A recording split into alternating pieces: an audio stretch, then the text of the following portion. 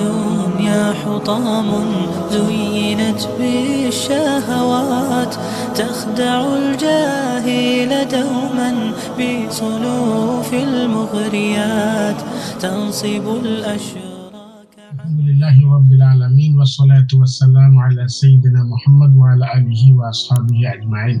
আমরা পড়লাম আজকে সূরা নিসা আয়াত নম্বর 5। এই আয়াত হলো মানসিক প্রতিবন্ধী যে সমস্ত মানুষ তাদের ব্যাপারে। কোন মানুষগুলোর ব্যাপারে? মানসিক প্রতিবন্ধী এদেরকে আমরা সমাজে নির্বুধ হন বা ব্যাখ্যাল হন বা আহমক হন জানি। তো তাদের ব্যাপারে আল্লাহ রাব্বুল আলামিন এই আয়াত করা ওয়ালা তুতুস সুফাহা আমওয়ালাকুম, তোমরা তোমাদের সম্পদ সুফাহাদের কাছে, মানসিক প্রতিবন্ধীদের কাছে বা নির্বুধ মানুষদের কাছে হস্তান্তর করো না। তো এখানে আসলে তোমাদের সম্পদ বলতে তাদের সম্পদই, অর্থাৎ এই মানসিক প্রতিবন্ধী মানুষের তো সম্পদের মালিক হইতে পারে, এর কেউ গিফট করতে পারে, অথবা সরকারে তারে বেনিফিট দেন, অথবা বাপের কাছ থেকে মার কাছ থেকে হে পাইছে উত্তরা ইনহেরিটেন্স, এভাবে যে কোনো ভাবে কিতা হইতে পারে, সম্পদের মালিক হইতে পারে। তো সম্পদ সম্পর্কে আল্লাহ আরেকটু করা, আল্লাতি জাআলাল্লাহু লাকুম কিয়ামান, যে সম্পদরে আল্লাহ তোমরা লাগি কিয়াম বানাইছো। কিয়াম হইলো নতুন চারা গাছ লাগাইলে দুই দিকে দুইটা খুঁটি দিয়ে আইডারে খাড়া করে রাখতে হয় যাতে এটা না পড়ে, এরকম না নি? যে জিনিসটা অন্য জিনিসটা খাড়া রাখা হয় বা স্থির রাখা হয় এটা রেখা হয় কিয়াম, অর্থাৎ প্রতিষ্ঠিত করার বা প্রতিষ্ঠিত হওয়ার মাধ্যম। তো আল্লাহ করাই সম্পদরে আল্লাহ তোমাদের জন্য কিয়াম বানাইছেন, অর্থাৎ দুনিয়াত প্রতিষ্ঠিত হইলে সম্পদ লাগে। সম্পদ হইল মানুষের সামাজিক ভাবে, পারিবারিক ভাবে বা ব্যক্তি জীবনও তার প্রতিষ্ঠার মাধ্যম। এর লাগি আমরা কই অমুক প্রতিষ্ঠিত হয়ে গেছে, মিনিং কি তা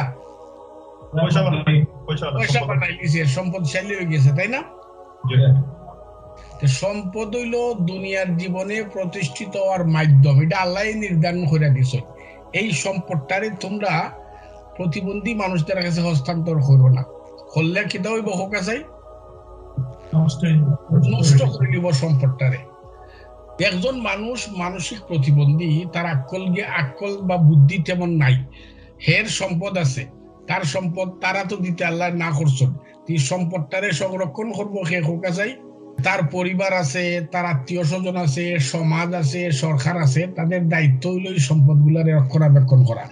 সর্বোপরি দায়িত্ব হইল সরকারের তদারকি করতো, খোঁজ খবর লইতো। যদি এই মানে প্রতিবন্ধীর সম্পদ তার পরিবারের মানুষে, মাঝে মাঝে পরিবারের মানুষও ঠগায় নেই কি কয় নি না হয় না, মাঝে মাঝে আত্মীয় স্বজনের এরা ঠকানোর চেষ্টা করে, আমি ভুল করাম। মাঝে মাঝে সমাজের মানুষ, এলাকার মানুষও ঠকাইতে চায়, নেতা হলে মিললে নিতে কি চায়। এলাকি সরকারের সর্বোপরি দায়িত্ব তদারকি করা, আর পরিবার, সমাজ বা আত্মীয় স্বজন তারাই এই সম্পদটারে লুক আফটার করতো যদি কোনো সমস্যা না হয় আর কি।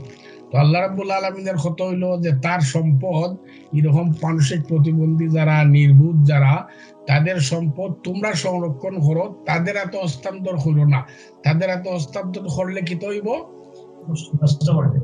নষ্ট করিল। বাচ্চা এই যে মেসেজটা যে তার সম্পদ তার কাছে দিও না, দিলে নষ্ট করিল, এই মেসেজ থেকে আমরা কিতাব বুঝলাম হোক চাই, মেসেজটা থেকে আমরা বুঝলাম যে সর্বাবস্থায় আমরা তাদের জন্য যেটা কল্যাণ হয়, তাদের লাগি যেটা বেনিফিটেড হয়, এরকম করতাম। খালি সম্পদ নাই, সব দিক দিয়ে একজন মানুষ মানসিক প্রতিবন্ধী বা বুদ্ধি কম, তার যেমনি বালা হয় এটার লাগে আমরা আত্মীয় স্বজন, পরিবার, সমাজ, সরকার সকলে চেষ্টা করতাম, তারে ঠগাইতাম না বা তার ক্ষতি করতাম না। ওয়ারযুকুহুম ফিহা, আর ওই সম্পদটাকে তাদের রিজেক দাও। তাদের রিজেক করতে হইলো খাদ্য এবং প্রয়োজনীয় যেটা অ্যাকোমোডেশন যেটা লাগে, যেহেতু তার সম্পদ, তোমরা এটারে লুক আফটার করার অনেক পদ্ধতি আছে, ট্রাস্ট বানানো যায়, ব্যাংকত হওয়া যায়, আরো কত পদ্ধতি আছে, বিজনেস ওপেন করা যায় তার লাগে।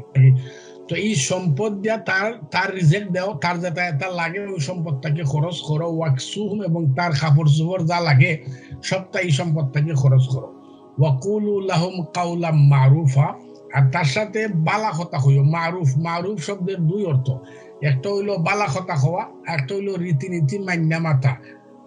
আইন বহির্ভূত নিয়ম বহির্ভূত মাত তার লাগে না মাথা এই তুই বুঝতে নাই তুই এরকম আমরা যেরকম সাধারণত আমাদের যে কালচার যেরকম আছে আমরা হাকার দেয়া বা শাউটিং করে মানুষের দমন করতাম চাই এরকম করণ বেশি অংশ এটা বেশি অংশ ওই মানুষের স্বভাব যারা মানুষ মানে নিজেরে অন্যের রাইট দিতে চান না এবং অন্য মানুষের যাতে না মারতে পারে তাদেরকে দাবায় রাখতে চান এর লাগি বেশি অংশ মানুষের শাউটিং করে ঢাক চাক দেয় আর কিছু মানুষের অভ্যাস হয়ে যায় এরকম করা আসলে এরকম করা উচিত নয় সব মানুষের লোক ওই নিয়ম নীতি মান্যা রীতিমতো এবং আইন কানুন মান্যা ভালোভাবে সুন্দরভাবে কথাবার্তা হওয়া দরকার তো এখান থেকে আমরা বুঝতে পারলাম যে যারা মানসিক প্রতিবন্ধী আমরা তাদের কল্যাণ কামনা করতাম যেমনি তাদের বেনিফিট হয় যেটাই তাদের লাভ হয় এটা আমরা করতাম তাদের সম্পদ থেকে তাদের পিছনে খরচ করতাম ভালো ব্যবহার করতাম ঠিক আছে ইনশাআল্লাহ